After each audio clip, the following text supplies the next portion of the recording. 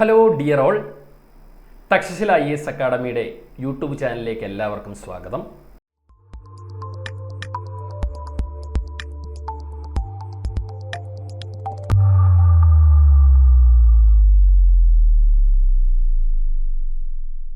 അപ്പോൾ കഴിഞ്ഞ ദിവസങ്ങളിൽ വയനാട്ടിൽ വലിയ ഒരു ഉരുൾപൊട്ടലുണ്ടായി.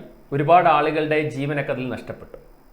ആ ഒരു നടുക്കം മാറുന്നതിന് മുൻപ് തന്നെ വയനാട്ടിലും അതിൻ്റെ സമീപ ജില്ലകളായിട്ടുള്ള കോഴിക്കോട്, മലപ്പുറം, പാലക്കാട് തുടങ്ങിയ സ്ഥലങ്ങളിൽ ഭൂകമ്പം അല്ലെങ്കിൽ എർത്തുക്വേക്കിന് സമാനമായിട്ടുള്ള ചില പ്രതിഭാസങ്ങൾ ഉണ്ടായി എന്ന് അവിടുത്തെ പ്രദേശവാസികൾ പറയുന്നു.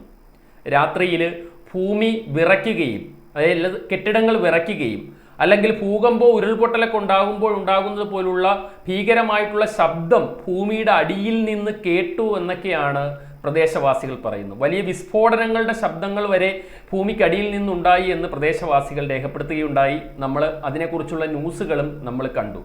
അപ്പോൾ യഥാർത്ഥത്തിൽ ഈ പറയുന്ന വയനാട്, മലപ്പുറം, കോഴിക്കോട്, പാലക്കാട് തുടങ്ങിയ ജില്ലകളിൽ ഉണ്ടായത് ഒരു ഭൂകമ്പമാണോ, എർത്ത്ക്വേക്ക് ആണോ എന്നുള്ളൊരു ചോദ്യം അവിടെ നിലനിൽക്കുകയാണ്. ഭൂകമ്പ മാപിനികളുണ്ട്. അതായത് എർത്ത്ക്വേക്ക് ഉണ്ടായാൽ ആ എർത്ത്ക്വേക്കിൻ്റെ ഫ്രീക്വൻസിയൊക്കെ അളന്ന് ആ എർത്ത്ക്വേക്ക് റിച്ചർ സ്കെയിലിൽ എത്ര കാണിച്ചു, അല്ലെങ്കിൽ റിച്ചർ സ്കെയിൽ പ്രകാരം എത്ര ഫ്രീക്വൻസി ഉള്ള എർത്ത്ക്വേക്ക് ആണ് എന്നൊക്കെ പറയാനായിട്ടുള്ള സംവിധാനങ്ങൾ ശാസ്ത്രീയമായിട്ട് നമ്മൾ വികസിപ്പിച്ചിട്ടുണ്ട്. അപ്പോൾ ഈ ഭൂകമ്പ മാപിനികളിൽ ഒന്നും തന്നെ ഒരു ഭൂകമ്പം ഉണ്ടായതിൻ്റെ, എർത്ത്ക്വേക്ക് ഉണ്ടായതിൻ്റെ സാന്നിധ്യം സ്ഥിരീകരിക്കാൻ കഴിഞ്ഞിട്ടില്ല.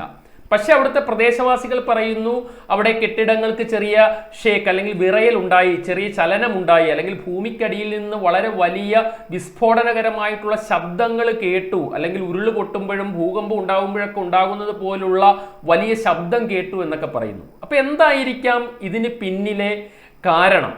ശാസ്ത്രീയമായിട്ട് ഇതിനെക്കുറിച്ചുള്ള പഠനം നടക്കുകയാണ്.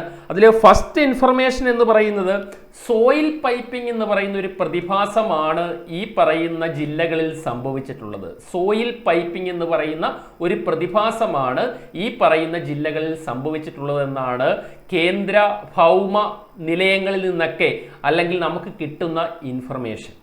അപ്പോൾ എന്താണ് സോയിൽ പൈപ്പിംഗ് എന്നുള്ളതിനെക്കുറിച്ച് നമുക്കൊന്ന് നോക്കാം. സോയിൽ പൈപ്പിങ്ങിനെ കുറിച്ച് ശാസ്ത്രീയമായിട്ട് ഈ ക്ലാസ്സിൽ പറയുകയാണെങ്കിൽ പലപ്പോഴും ഈ സാധാരണക്കാരായിട്ടുള്ള ആളുകൾക്കടക്കം അത് മനസ്സിലാകണമെന്നില്ല. കാരണം ഇതിൽ ഒരുപാട് പ്രോസസ്സുകൾ ഇൻവോൾവ്ഡ് ആണ്. അപ്പം ഇതൊക്കെ ശാസ്ത്രീയമായിട്ടുള്ളൊരു വിശകലനമാണ്. പക്ഷേ ഞാൻ പറയുന്നു, ഞാനിതിനെ ഒരു സാധാരണക്കാരന് മനസ്സിലാകുന്ന രീതിയിൽ ഒന്ന് എക്സ്പ്ലെയിൻ ചെയ്യാനായിട്ട് ഞാൻ ശ്രമിക്കാം. അതായത് സോയിൽ പൈപ്പിംഗ് എന്ന് പറഞ്ഞാൽ നിങ്ങൾ മണ്ണൊലിപ്പ് എന്ന് കേട്ടിട്ടുണ്ട് അല്ലേ? മണ്ണൊലിപ്പ് നമ്മൾ ഏതൊരു ചെറിയ ക്ലാസ്സിൽ തൊട്ട് കേട്ട് വളർന്നു വന്ന ഒരു ടേമാണ് മണ്ണൊലിപ്പ്. മണ്ണൊലിപ്പ് എന്ന് പറഞ്ഞാൽ നമുക്കറിയാം, മഴയൊക്കെ ഉണ്ടാകുന്ന സമയത്ത് നമ്മുടെ മേൽമണ്ണ്, ഭൂമിയുടെ ഉപരിതലത്തിലുള്ള മണ്ണ് ഒഴുകിപ്പോകുന്നതിനാണ് മണ്ണൊലിപ്പ് എന്ന് പറയുന്നത്. ഇതേപോലെ തന്നെ മണ്ണ് ഭൂമിയുടെ അന്തർഭാഗത്ത് നിന്ന്, ഭൂമിയുടെ അകത്ത് നിന്ന് മണ്ണൊഴുകിപ്പോയാൽ, മണ്ണൊലിപ്പ് നടന്നാൽ അതിന് പറയുന്ന പേരാണ് സോയിൽ പൈപ്പിംഗ്. അപ്പോൾ സോയിൽ പൈപ്പിംഗ് എന്ന് പറഞ്ഞു കഴിഞ്ഞാൽ ഭൂമിയുടെ അന്തർഭാഗത്തുള്ള മണ്ണ് ഒലിച്ചു പോകുന്നതിനാണ് സോയിൽ പൈപ്പിംഗ് എന്ന് പറയാം. അപ്പോൾ എങ്ങനെയാണ് സോയിൽ പൈപ്പിംഗ് ഉണ്ടാകുക എന്ന് ചോദിച്ചാൽ ഞാൻ ചെറുതായിട്ടൊന്ന് എക്സ്പ്ലെയിൻ ചെയ്തു തരാം. ഇപ്പോൾ ഇതൊരു പ്രദേശമാണ് എന്ന് വിചാരിക്കുക, ഭൂമിയുടെ ഉപരിതലമാണ്. ഇവിടെ വളരെ വലിയ അളവിൽ മഴ അല്ലെങ്കിൽ വെള്ളം ലഭിക്കുകയാണ്. ഈ വെള്ളം സ്ഥലത്തിൻ്റെ പ്രത്യേകത കൂടിയുണ്ട്. ഇപ്പം ഇതൊരു ഹാർഡായിട്ടുള്ള സർഫസ് അല്ലെങ്കിൽ ഒരു റോക്കി സർഫസ്, പാറയൊക്കെ നിറഞ്ഞൊരു സർഫസ് ആണെങ്കിൽ വളരെ വേഗം വെള്ളം ഇതിൻ്റെ അകത്തേക്ക് ഒഴുകി അല്ലെങ്കിൽ താഴ്ന്നിറങ്ങുകയില്ല. എന്നാൽ വളരെ പോറസ് ആയിട്ടുള്ള, ജലത്തിനെ പെട്ടെന്ന് അബ്സോർബ് ചെയ്യാൻ പറ്റുന്ന തരത്തിലുള്ള ഒരു ഉപരിതലത്തിലാണ് ഈ മഴയെല്ലാം വന്ന് വീഴുന്നതെങ്കിൽ ഇത് വളരെ വേഗം തന്നെ ഭൂമിയുടെ അകത്തേക്ക് ഒഴുകി ഇറങ്ങും. അല്ലെങ്കിൽ അത് ആ പറയുന്ന പോറസ് ആയിട്ടുള്ള മണ്ണിലൂടെ അല്ലെങ്കിൽ ആ മണ്ണിൻ്റെ ഘടനയിലൂടെ അത് അകത്തോട്ട് താഴ്ന്നിറങ്ങും. അങ്ങനെ ഒരുപാട് വെള്ളം ഇവിടെ അക്യുമുലേറ്റഡ് ആവുമ്പോൾ ഒരു നദി എങ്ങനെയാണോ ഒഴുകുന്നത് അതുപോലെ തന്നെ ഈ അകത്ത് വന്ന വെള്ളം ഒരു നദി പോലെ പല ഭാഗങ്ങളിലേക്ക് ഒഴുകും.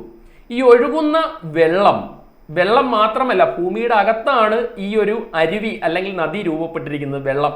അപ്പോൾ അവിടെ ഒരു ടണൽ രൂപത്തിൽ, അതുകൊണ്ടാണ് ഒരു ടണൽ പോലെ ഉണ്ടാകും, സോയിൽ പൈപ്പിംഗ്, ഒരു പൈപ്പ് പോലെ, ഒരു ടണൽ പോലെ ഈ വെള്ളം ഒഴുകാനുള്ള ഒരു സാഹചര്യം ഭൂമിയുടെ അന്തർഭാഗത്തുണ്ടാവുകയും ഇവിടെയുള്ള ചെളിയും മണ്ണും മറ്റു പാറകളെയുമൊക്കെ ഈ വെള്ളം ഒഴുകിക്കൊണ്ടുവന്നിട്ട് ഏതെങ്കിലും ഒരു സ്ഥലത്ത് ഡിപ്പോസിറ്റ് ചെയ്യും.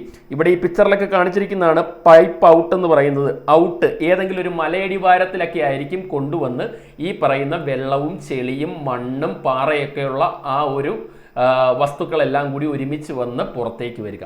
അപ്പോൾ ഒരു പൈപ്പ് രൂപത്തിൽ, ഒരു ടണൽ രൂപത്തിൽ വെള്ളം ഇങ്ങനെ ഭൂമിയുടെ അകത്തുകൂടി ഒഴുകുമ്പോൾ അതിനോടൊപ്പം മണ്ണും ഒലിച്ചു പോകും, അല്ലെങ്കിൽ മണ്ണും ചെളിയും പാറയും ഒക്കെ ഒലിച്ചു പോകും.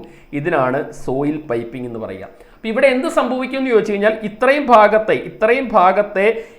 ഭാഗത്ത് ആ വെള്ളം ഒഴുകി, ഈ ഒരു ഭാഗത്ത് വെള്ളം ഒഴുകി, ശ്രദ്ധിക്കുക, ഈ ഒരു ഭാഗത്ത് വെള്ളം ഒഴുകി ഈ ഒരു ഭാഗത്തെ മണ്ണും ചെളിയും എല്ലാം അവിടുന്ന് നീക്കം ചെയ്ത് കഴിയുമ്പോൾ ഇതിൻ്റെ മുകൾ ഭാഗത്തുള്ള മണ്ണ് ഇടിഞ്ഞ് വലിയ ഗർത്തങ്ങളൊക്കെ രൂപപ്പെടാനായിട്ട് കാരണമാകും. അപ്പം ഇത് കണ്ടോ, ഇതുപോലുള്ള കുഴികൾ, വലിയ കുഴികളൊക്കെ രൂപപ്പെടുവാനായിട്ട്, സിങ്ക് ഹോളുകളൊക്കെ രൂപപ്പെടുവാനായിട്ട് ഇത് കാരണമാകും. അപ്പം ഈ സോയിൽ പൈപ്പിംഗ് എന്ന് പറയുന്ന ഒരു പ്രതിഭാസമാണ് യഥാർത്ഥത്തിൽ ഈ പറയുന്ന ജില്ലകളിൽ സംഭവിച്ചിട്ടുള്ളത് എന്നുള്ളതാണ് ഇന്ന് ശാസ്ത്രീയമായിട്ട് നൽകപ്പെടുന്ന വിശദീകരണം. അപ്പോൾ ഇതൊരു ഭൂകമ്പമായിരുന്നില്ല, സോയിൽ പൈപ്പിംഗ് എന്ന് പറയുന്ന ഒരു പ്രതിഭാസമാണ് ഇവിടെ സംഭവിച്ചതെന്നാണ് നമ്മുടെ ശാസ്ത്രലോകം വിലയിരുത്തുന്നത്.